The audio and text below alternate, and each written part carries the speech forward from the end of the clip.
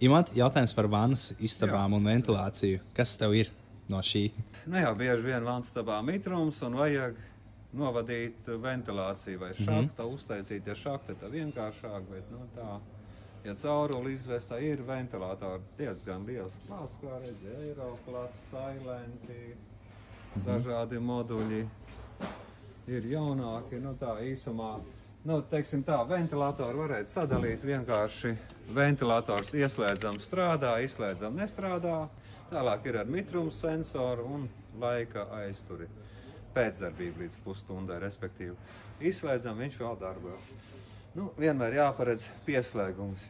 Ja būs ar kaut kādām pēcdarbībām, tad principā 3 vadi vajadzīgi. Ir arī interesants tāds Silent modulis, kur pat nav slēdzis principā vajadzīgs. Viņam ir kustības sensors un mitruma sensors. Pakustoties sāk strādāt. Mitrumas pa lielu strādā.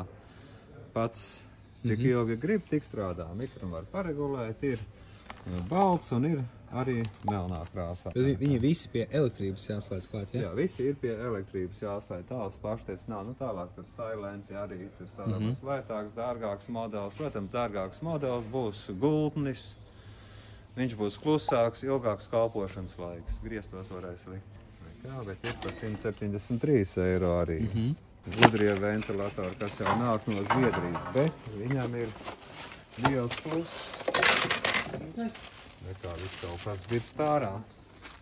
Parastiem ventilatoriem ir šitā aste paliela. Un jānāk cauruli 7 cm, jārēķina, kad šitam te jābūt caurulē iekšā 7-8 cm. Šitam būs 2-3 cm. Ja pie sienas šitai nāk līkums simtais, fiziski viņš ir jābīt no sienas nost.